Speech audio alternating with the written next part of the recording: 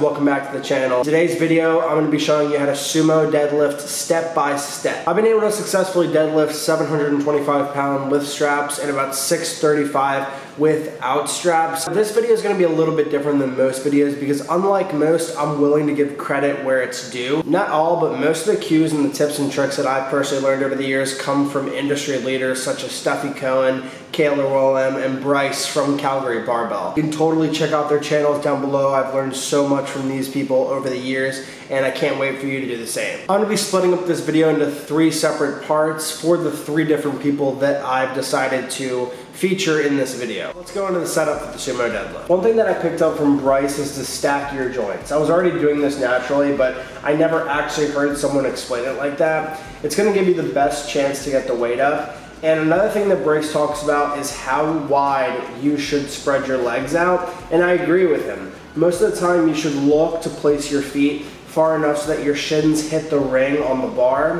Where you grab the bar is also a question most people ask when deadlifting, and I feel like the most comfortable spot is to grab right where the knurling starts towards the middle of the bar.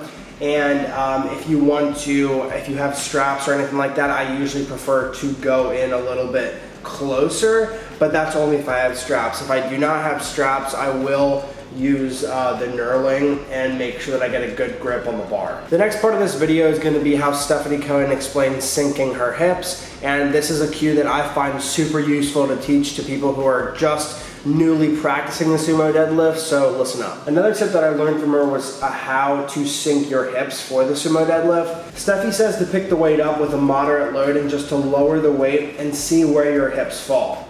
This makes finding your hip placement a lot easier, and it's worth mentioning that you want your shoulders directly over the bar when you're about to pull. So keep that in mind when you're sinking your hips. They should not be too in front of the bar, they should not be behind it, they should just be over the bar, and you can pull the bar up in a straight line. Now let's get into the actual lifting part and what tips that I personally get from Cailer, which I believe is the world record holder for the sumo deadlift. When you're deadlifting, there are different ways to start. You can either do a static start where you pull slowly off the floor like Stefi does, or you can do a dynamic start where you're pulling very quickly off the floor such as Cailer. I prefer to pull like Cailer does because I feel like he's very aggressive with it. When I'm hitting a 1 rep max, breaking it off the floor is the hardest part for me, so the faster I can get it off the floor, the better chance I have of getting the weight up.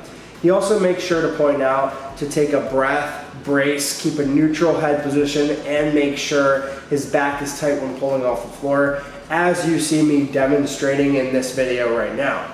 It's super important to maintain tightness when you're doing heavy stuff. I take it from experience, take it from me. I've been injured a little bit during the sumo deadlift and conventional deadlift before, and pretty much every single time was because I lost tightness while doing the movement. That's gonna wrap it up for today's video. Thanks so much for watching. Make sure you go visit all 3 channels down below for these amazing coaches and people who are giving a lot of value on their own channels. So give this video a like if you enjoyed it. Make sure you subscribe to the channel, hit the notification bell, and I'll see you on the next video.